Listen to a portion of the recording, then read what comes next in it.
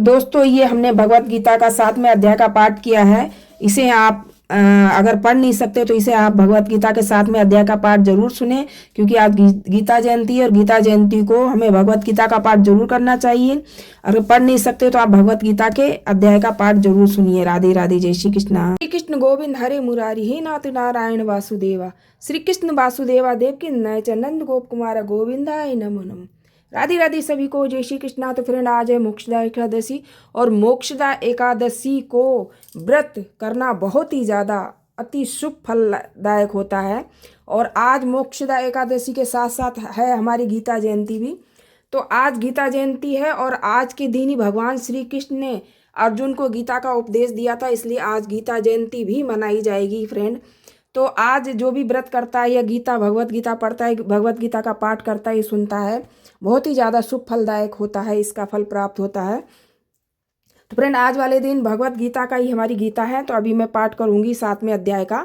तो फ्रेंड 7वें अध्याय का पाठ जरूर से जो पूरी मतलब करना चाहिए। पूरी गीता का पाठ नहीं करो, मतलब करना तो पूरी भगवत गीता का पाठ चाहिए, लेकिन अगर आप पूरा नहीं कर पाओ तो आपको 7वें अध्याय का गीता का पाठ जरूर से जरूर करना चाहिए।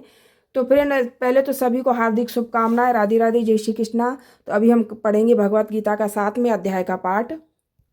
तो फ्रेंड ये हम यहाँ पे बैठ गए, विराजमान हो गए, दीप प्रज्वलित हमने कर लिया है। अब हम करेंगे 7वें अध्याय का भगवत गीता का पाठ। तो फ्रेंड ये हमारे गीता का 7वें अध्याय का पाठ है। श्री भगवत गीता 7वें अध्याय का पाठ। श्री भगवान शिव, पहले तो हम भगवान का नाम ले लेंगे, गुरु जी का नाम ले लेंगे। गुरु ब्रह्मा गुरु विष्णु गुरुदेव महेश्वरा, गुरु साक्षात पर ब्रह्मा तस्मै श्री गुरुवे नमः। ओम सद्गुरु भगवान की जय। ओम नमः शिवाय। हर हर महादेव। श्री कृष्ण गोविंद हरे मुरारी हे नाथ नारायण वासुदेव। राधे कृष्ण राधे कृष्ण राधे राधे राधे राधे कृष्ण। तो फ्रेंड ये हमारे 7वां अध्याय हमने खोल लिया है। अब हम पाठ करेंगे। भगवान शिव कहते हैं, पार्वती अब मैं 7वें अध्याय का महत्व बतलाता हूँ, जिसे सुनकर कानों में अमृत राशि भर जाती है। पाटलिपुत्र नाम का एक नगर है, जिसका गोपुर द्वार बहुत ही ऊंचा है। उस नगर में शंकर नामक एक ब्राह्मण रहता था। उसने वेश्यवृत्ति आश्रय लेकर बहुत धन कमाया, किंतु ना तो कभी पितरों का तर्पण किया, ना देवताओं का पूजन ही किया। धनोपार्जन में तत्पर होकर राजाओं को भी भोज दिया करता था। एक समय की बात है, उस ब्राह्मण ने अपना चौथा विवाह करने के लिए पुत्रों और बंधुओं के साथ यात्रा की। मार्ग में आधी रात के समय जब वह सो रहा था, एक सर्प ने कहीं से आकर उसकी बाह में काट लिया। उसके काटती ऐसी व्यवस्था हुई कि मणि मंत्र और औषधि आदि से भी उसकी रक्षा नहीं की जा सकी। असाध्य जान पड़ी। तत्पश्चात कुछ ही क्षणों में उसके प्राण पखेरु उड़ गए। फिर बहुत समय के बाद वह प्रेत सर्प योनि में उत्पन्न हुआ। उसका चित्त धन की वासना में बंधा था। उसने पूर्व वृत्तांत को स्मरण करके सोचा, मैंने जो घर के बाहर करोड़ों की संख्या में अपना धन गाड़ रखा है, उसे मैं इन पुत्रों को वंचित करके स्वयं ही इसकी रक्षा करूंगा। एक दिन सांप की योनि से पीड़ित होकर पिता ने स्वप्न में अपने पुत्र के समक्ष आकर अपना मनोभाव बताया। तब उसके निरकुश पुत्रों ने सवेरे उठकर बड़े विस्मय के साथ एक दूसरे से स्वप्न की बातें कही। उनमें मंझला पुत्र कुंदाल हाथ में लिए घर से निकला और जहां उसके पिता सर्प योनि धारण करके रहते थे, उस स्थान पर यद्यपि उसे धन के स्थान का ठीक पता नहीं था, तो भी उसने चिन्हों से उसका ठीक निश्चय कर लिया और लोभ बुद्धि से वहां पहुंचकर बाबी को खोदना आरंभ कर दिया। तब उस बाबी से बड़ा भयंकर सांप प्रकट हुआ और बोला, ओ मूढ़, तू कौन है, किस लिए आया है, क्यों बिल खोद रहा है, अथवा किसने तुझे भेजा, ये सारी बातें मेरे सामने बता। पुत्र बोला, मैं आपका पुत्र हूँ, मेरा नाम शिव है। मैं रात्रि में देखे हुए स्वप्न से विस्मित होकर यहाँ का स्वर्ण लेने के लिए कौतूहल से आया हूँ। पुत्र की ये वाणी सुनकर वह सांप हंसता हुआ उच्च स्वर से इस प्रकार स्पष्ट वचन बोला, यदि तू मेरा पुत्र है तो मुझे शीघ्र ही बंधन से मुक्त कर। मैं पूर्व जन्म के गाढ़े हुए धन के लिए ही सर्प योनि में उत्पन्न हुआ हूँ।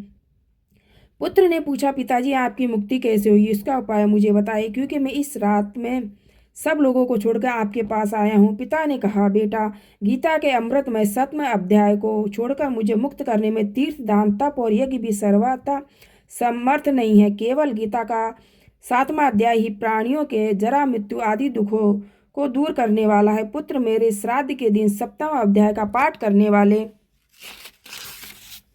ब्राह्मण को श्रद्धापूर्वक भोजन कराओ। इससे निसंदेह मेरी मुक्ति हो जाएगी। बस अपनी शक्ति के अनुसार पूर्ण श्रद्धा के दिन वेद विद्वानों प्रवीण अन्य ब्राह्मणों को भी भोजन कराना। सर्प योनि में पड़े हुए पिता के वचन सुनकर सभी पुत्रों उनकी आज्ञा के अनुसार तथा उससे भी अधिक किया।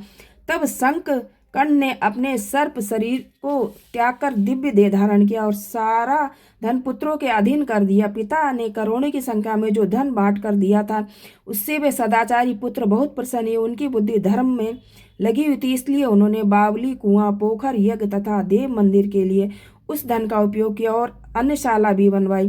तत्पश्चात 7वें अध्याय का सदा जप करते उन्होंने मोक्ष प्राप्त किया। पार्वती, ये तुम्हें 7वें अध्याय का महत्व बताया गया, जिसके स्मरण मात्र से मानव सब पातकों से मुक्त हो जाता है। अब आपको 7वें अध्याय का पाठ सुनाते हैं। तो दोस्तों, ये तो हमने 7वें अध्याय का महत्व सुनाया था। अब 7वें अध्याय का हम आपको पाठ सुनाते हैं। ओम परमात्मा नमः।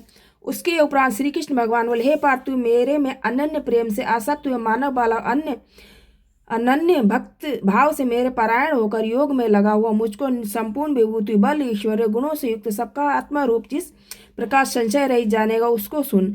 एक मैं तेरे लिए इस रहस्य में तत्व ज्ञान को संपूर्णता से कहूंगा, जिसको जानकर संसार में फिर और कुछ भी जानने योग्य शेष नहीं रह जाता है। हजारों मनुष्य में कोई ही मनुष्य मेरी प्राप्ति के लिए यत्न करता है। उन यत्न के करने वाले योगियों में भी कोई एक ही पुरुष मेरे पारायण हुआ मेरे को तत्व से जानता है, अर्थात यथार्थ मर्म से जानता है। हे अर्जुन, पृथ्वी, जल, अग्नि, वायु और आकार तथा मन, बुद्धि और अहंकार भी ऐसे ये 8 प्रकार के विभक्त हुए मेरी प्रकृति। ये 8 प्रकार के भेदों वाले जो अपरा है, अर्थात मेरी जड़ प्रवृत्ति है। हे महाभाव, इससे दूसरी को मेरी जीव रूपा परा अर्थात चेतना प्रवृत्ति जान, कि जिससे ये संपूर्ण जगत धारण किया जाता है। हे अर्जुन, तू ऐसा समझ कि संपूर्ण भूत इन दोनों प्रकृतियों से ही उत्पत्ति वाले हैं और मैं संपूर्ण जगत का उत्पत्ति तथा प्रलय रूप हूँ, अर्थात संपूर्ण जगत का मूल कारण हूँ। इसलिए हे धनंजय, मेरे से सिवा किंचित मात्र भी दूसरी वस्तु नहीं है। ये संपूर्ण जगत सूत्र में सूत्र के मणियों के सदृश मेरे में गुथा हुआ है। हे अर्जुन, जल में रस हूँ तथा चंद्रमा और सूर्य में प्रकाश हूँ। संपूर्ण वेदों में ओंकार हूँ तथा आकाश में शब्द और पुरुषों में पुरुषत्व हूँ। पृथ्वी में पृथ्वी, गंध और अग्नि में तेज हूँ। संपूर्ण भूतों में उनका जीवन हूँ, अर्थात जिससे वे जीते हैं वह मैं ही हूँ। तपस्वियों का तप हूँ। हे अर्जुन, तू संपूर्ण भूतों का सनातन कारण मेरे को ही जान। मैं बुद्धिमानों की बुद्धि और तेजस्वियों का तेज हूँ। हे सर्वश्रेष्ठ, मैं बलवानों का आसक्ति और कामनाओं से रहित बल अर्थात सामर्थ्य हूँ और सब भूतों में धर्म के अनुकूल अर्थात शास्त्र के अनुकूल काम हूँ। और भी जो सत्व गुण से उत्पन्न होने वाले भाव है और जो रजोगुण तथा तमोगुण से होने वाले भाव, उन सबको तू मेरे से ही होने वाले ही है ऐसा जान, परंतु वास्तव में उनमें मैं और वे मेरे में ही हैं। गुणों के कार्य रूप सात्विक, राजस और तामस, इन 3 प्रकार के भावों से अर्थात राग, द्वेष आदि विकारों से और संपूर्ण विषयों से ये सब संसार मोहित हो रहा है। इसलिए इन तीनों गुणों पर मुझे अविनाशी को तत्व से नहीं जानता, क्योंकि ये अलौकिक अर्थात अति अद्भुत त्रिगुणामयी योगी योग माया बड़े दुस्तर, परंतु जो पुरुष मेरे को ही निरंतर भजते वे इस माया को उल्लंघन कर जाते हैं अर्थात संसार से तर जाते हैं। ऐसा सुगम उपाय होने पर भी माया द्वारा हरे हुए ज्ञान वाले और असुरी स्वभाव को धारण किए तथा मनुष्य में नीच और दूषित कर्म करने वाले मूढ़ लोग तो मेरे को नहीं बसते हैं। हे भरतवंशियों में श्रेष्ठ अर्जुन, उत्तम कर्म वाले अर्थार्थी, अर्थ जिज्ञासु और ज्ञानी अर्थात निष्कामी, ऐसे 4 प्रकार के भक्तजन मेरे को बसते हैं।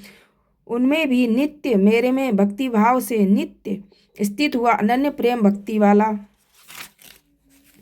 ज्ञानी भक्त अति उत्तम है, क्योंकि मेरे को तत्व से जानने वाला ज्ञानी को मैं अत्यंत प्रिय हूँ और वह ज्ञानी मेरे को अत्यंत प्रिय है। यद्यपि ये सब ही उदार अर्थात श्रद्धा सहित मेरे भक्त भजन के लिए समय लगाने वाले होने से उत्तम, परंतु ज्ञानी तो साक्षात मेरा स्वरूप ही है, ऐसा मेरा मत है। क्योंकि ये स्थिर बुद्धि ज्ञानी भक्त अति उत्तम गति स्वरूप मेरे में ही अच्छी प्रकार से जो बहुत जन्मों के अंत के जन्म में तत्व ज्ञान को प्राप्त हुआ ज्ञानी सब कुछ वासुदेव ही अर्थात वासुदेव के सिवा अन्य कुछ है ही नहीं, इस प्रकार मेरे को बसता है वह महात्मा अति दुर्लभ है। हे अर्जुन, जो विषय या शक्त पुरुष है वे तो अपने स्वभाव से प्रेरित हुए तथा उन उन भोगों की कामना द्वारा ज्ञान से भ्रष्ट हुए, उन उन नियमों को धारण करके, अर्थात जिन देवता की पूजा के लिए जो जो नियम लोक में प्रसिद्ध है, उस नियम को धारण करके अन्य देवताओं को भजते हैं अर्थात पूजते हैं। जो जो सकामी भक्त जिस जिस देवता को स्वरूप को श्रद्धा से पूजना चाहते, उन उन भक्ति की मैं उन ही देवता के प्रति श्रद्धा को स्थिर करता हूँ। वह पुरुष उस श्रद्धा से युक्त हुआ उन देवता के पूजन की चेष्टा करता है। उन देवता से मेरे द्वारा ही विधान किए उन इच्छित भोगों को निसंदेह प्राप्त होता है।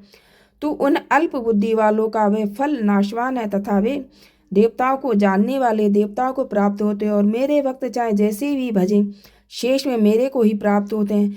ऐसा होने पर भी सब मनुष्य मेरा भजन नहीं करते, इसका कारण यह है कि बुद्धिहीन पुरुष मेरे अनुत्तम अर्थात जिससे उत्तम और कुछ भी नहीं ऐसे अविनाशी परम भाव को अर्थात अजन्मा अविनाशी हुआ भी अपनी माया से प्रकट होता हूँ, ऐसे प्रभाव को तत्व से जानते हुए इंद्रियों से मुझे सच्चिदानंद घन परमात्मा मन को मनुष्य की भांति जानकर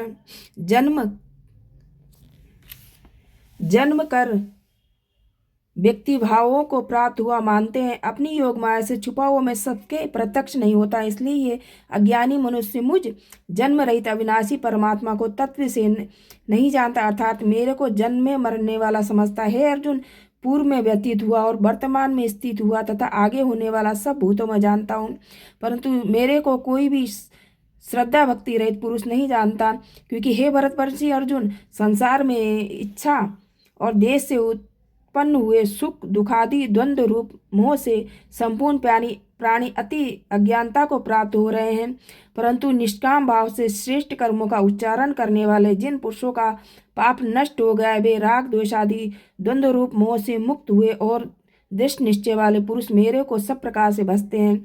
जो मेरे शरण होकर जरा और मरण से छूटने के लिए यत्न करता हुए पुरुष उन ब्राह्मण को तथा संपूर्ण अध्यात्मा को संपूर्ण कर्मों को जानते हैं। जो पुरुष आदिभूत और आदि देवक के सहित तथा आदि यज्ञ के सहित सबका आत्मारूप मेरे को जानते हैं, अर्थात जैसे भाप बादल धूप पानी और बर्फ यही सभी जल स्वरूप है, वैसे ही आदिभूत आदिदेव आदि यज्ञ सब कुछ वासुदेव स्वरूप है। ऐसा जो जानते हैं वे युक्त की चित्ती वाले पुरुष अंतकाल में भी मुझको ही जानते हैं, अर्थात प्राप्त होते हैं।